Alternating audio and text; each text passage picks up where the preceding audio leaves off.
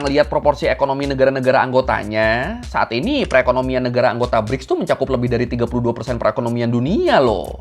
Dan ini ternyata berhasil ngunggulin kekuatan ekonomi aliansi negara G7, yang selama ini dianggap sebagai kekuatan ekonomi terbesar dunia. Wah.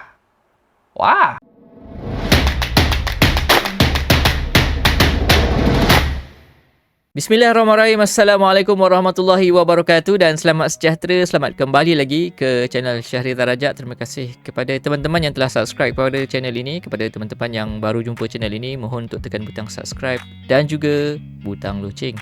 Okey guys, hari ini kita nak buat reaksi berkenaan penyertaan Indonesia ke dalam BRICS guys. Secara rasminya Indonesia telah pun menyertai BRICS. Okey, apa itu BRICS? Nanti kita akan lihatlah di dalam video reaksi nanti. Tapi secara singkatannya, BRICS ni asalnya adalah BRIC, iaitu singkatan daripada nama-nama negara gabungan tersebut, iaitu Brazil, Rusia, India, China dan juga South Africa guys.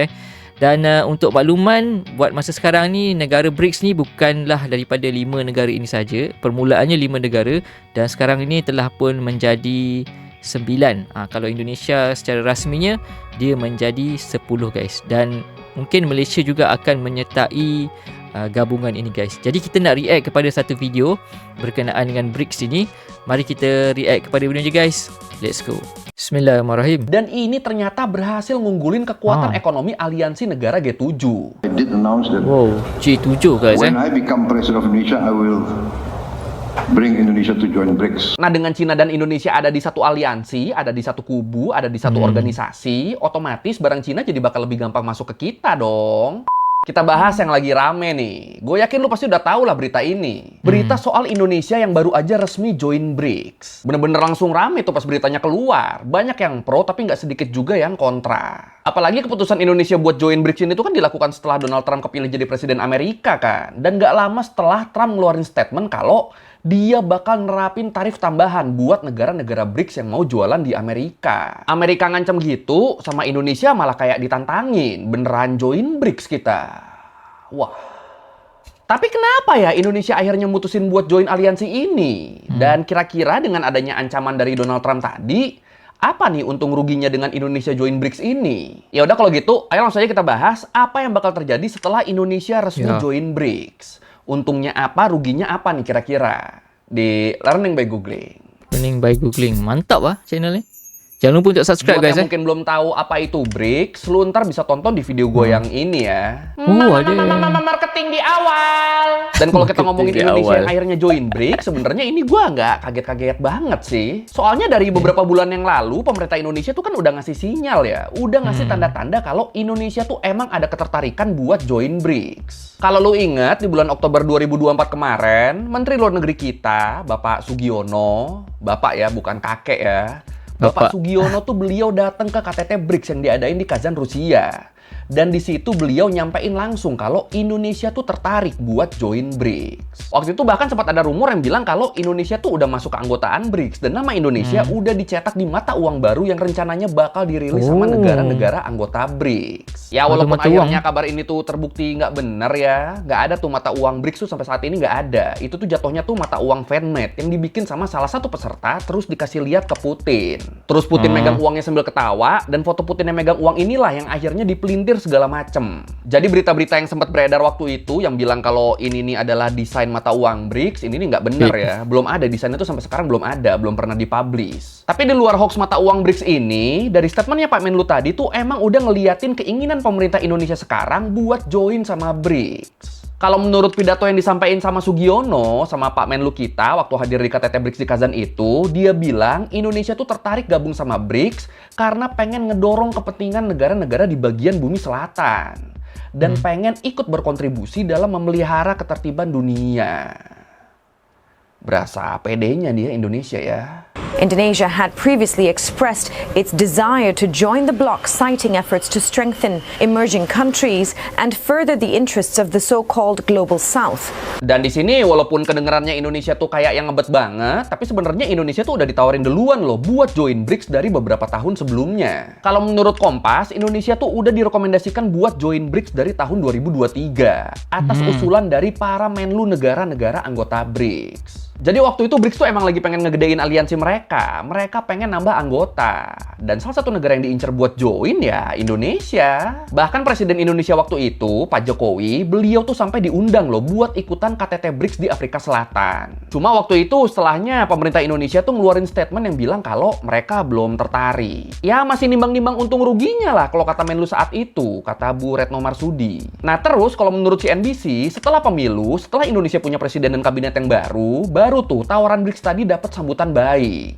Indonesia secara resmi ngajuin diri buat jadi anggota. Dan ya udah, akhirnya di hari Senin tanggal 6 Januari 2025 kemarin, Kemenlu Brazil selaku presiden BRICS saat itu, dia ngumumin kalau Indonesia udah resmi bergabung jadi anggota penuh BRICS. Setelah sebelumnya Indonesia tercatat sebagai mitranya BRICS. Dan dengan bergabungnya Indonesia, berarti saat ini BRICS ini udah punya 10 anggota penuh nih. Jadi selain 5 negara pendirinya, Brazil, Rusia, India, Cina, Afrika Selatan, di tahun 2024 ada 4 negara yang ikut join BRICS. Ada Uni Emirat Arab, Mesir, Iran, sama Ethiopia. Nah di 2025 yang join pertama Indonesia nih. Dan Indonesia, kita itu jadi negara Asia Tenggara pertama yang join BRICS.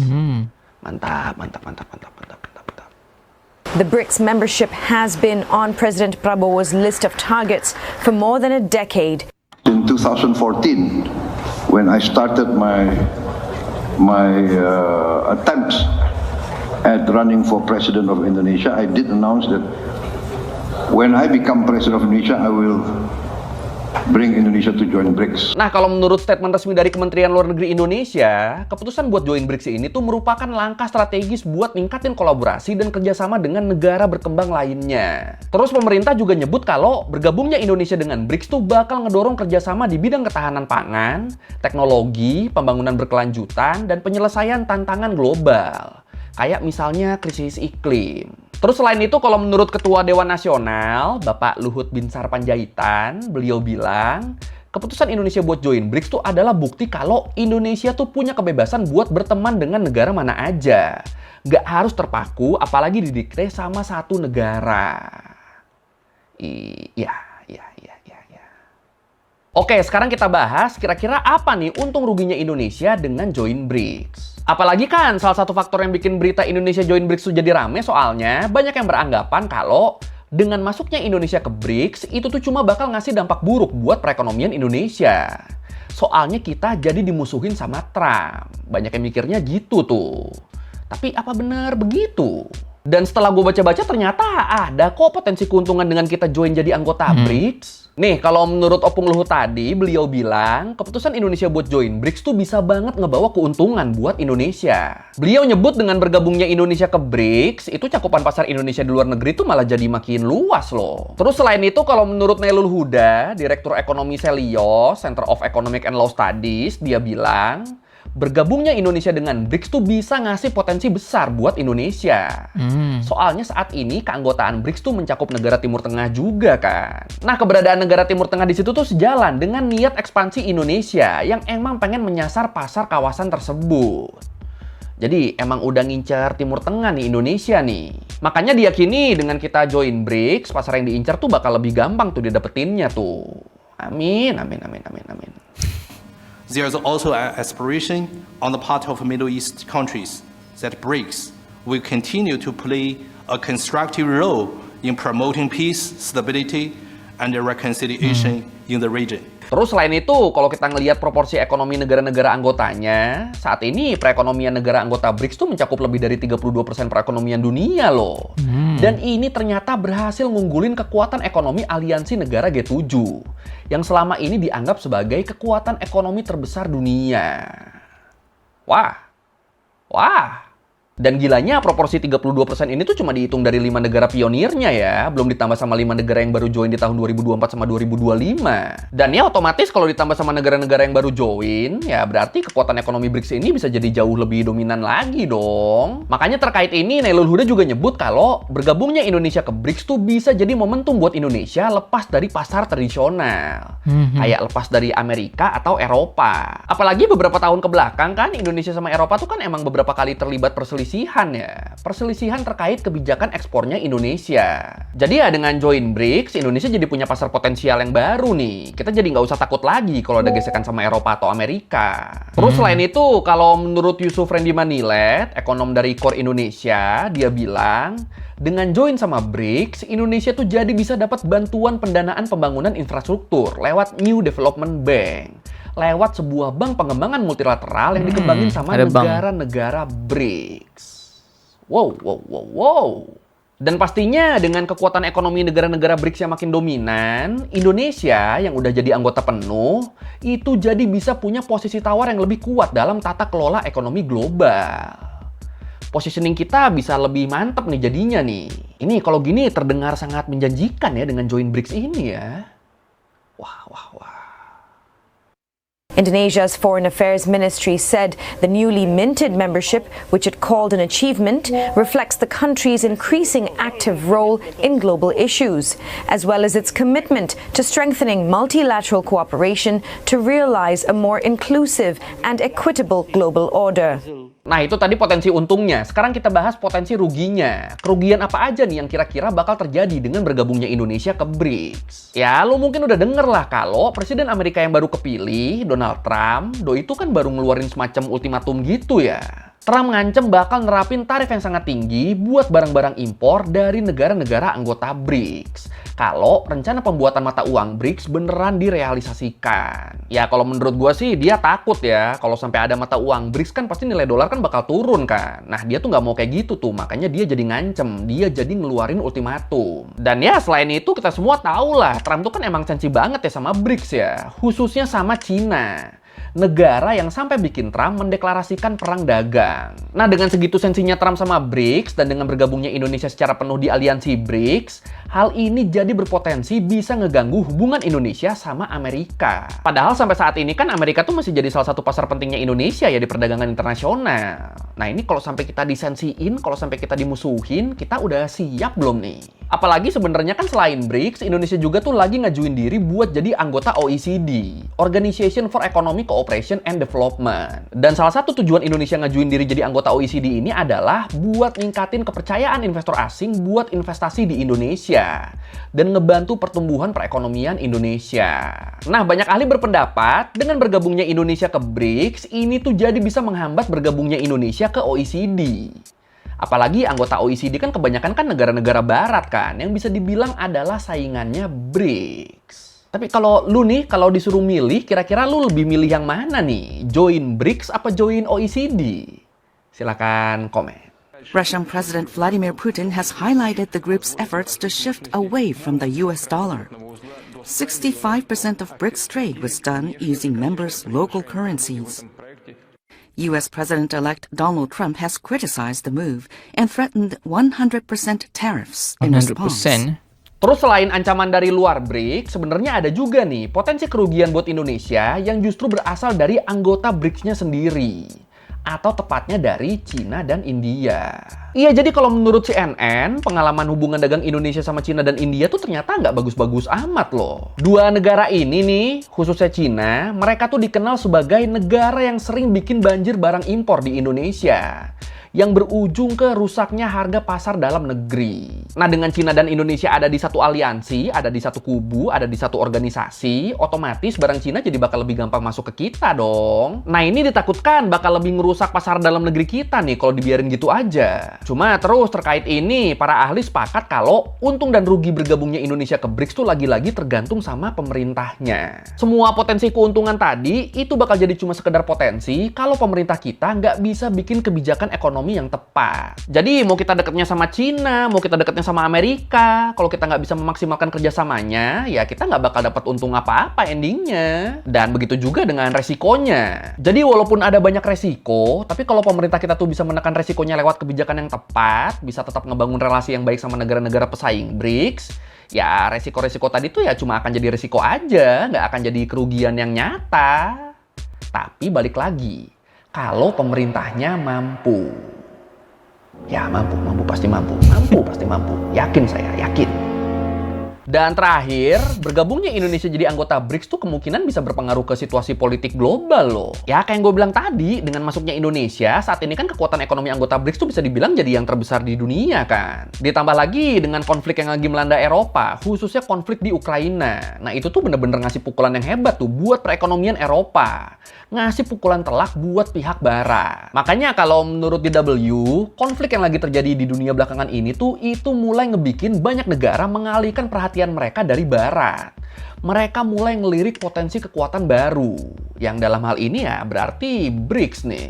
Jadi yang tadinya negara-negara tuh apa-apa barat, dengan adanya konflik-konflik yang terjadi sekarang, mereka tuh jadi mulai kita cari yang lain yuk, ada apa aja nih ya. Dan kebetulan di situ ada BRICS. Kayak di Asia Tenggara deh misalnya deh. Saat ini tuh ada 3 negara ASEAN lain yang udah nyatain diri berminat buat join BRICS. Ada Thailand, Vietnam, sama Malaysia. Nah ini kan 3 negara yang ekonominya nggak main-main ya di ASEAN ya. Jadi kebayang dong kalau mereka beneran join, makin ketar-ketir itu Trump tuh. Tapi kalau menurut lu sendiri gimana nih? Dengan bergabungnya Indonesia ke BRICS ini, apakah kita bakal lebih banyak untungnya atau ruginya nih? Silakan komen. In addition to Malaysia, Thailand has formally announced its intention to join BRICS, with the Thai cabinet approving the application to fortify the country's economy and boost its global presence. This move aligns with Thailand's strategy to diversify its international relations and reduce dependency on traditional Western allies. Oke, sekianlah review kali ini tentang Indonesia Mantap. yang resmi join BRICS. Jadi potensi untungnya apa, potensi ruginya apa, udah kita bahas tuh tadi tuh. Ya, semoga yang untungnya beneran kejadian, yang ruginya ya cuma potensi doang ya, jangan sampai beneran rugi.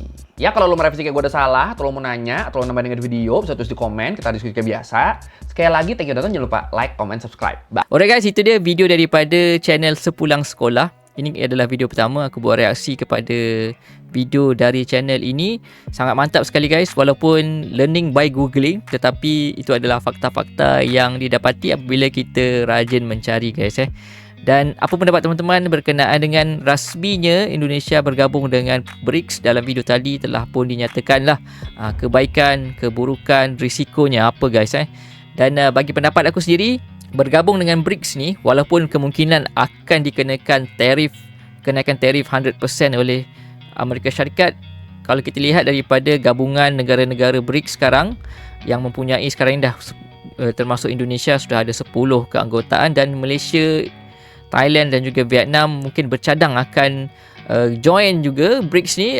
Bagi pendapat aku sendiri, kalaupun tarifnya 100% di Amerika Syarikat, tetapi peluang-peluang lain yang ada di India, di Rusia, di China dan di Afrika Selatan, dan sekarang ni ada lagi negara-negara seperti UAE kan, Ethiopia, negara-negara di Afrika dan negara-negara Timur Tengah. Aku rasa kemungkinan kerugian yang mungkin ditanggung atas kenaikan tarif di Amerika boleh sahaja diatasi ataupun didapatkan kembali apabila ke negara-negara BRICS yang lain guys. Jadi itu adalah pendapat aku guys. Apa pendapat teman-teman? Boleh tinggalkan komennya di kolom komentar di bawah guys. Alright guys, terima kasih banyak-banyak kerana telah menonton video ni sampai habis. Jangan lupa untuk tekan butang like, dan juga guys kepada teman-teman yang masih lagi belum subscribe, mohon untuk tekan butang subscribe dan juga butang loceng. Kita jumpa dalam video akan datang guys. Assalamualaikum.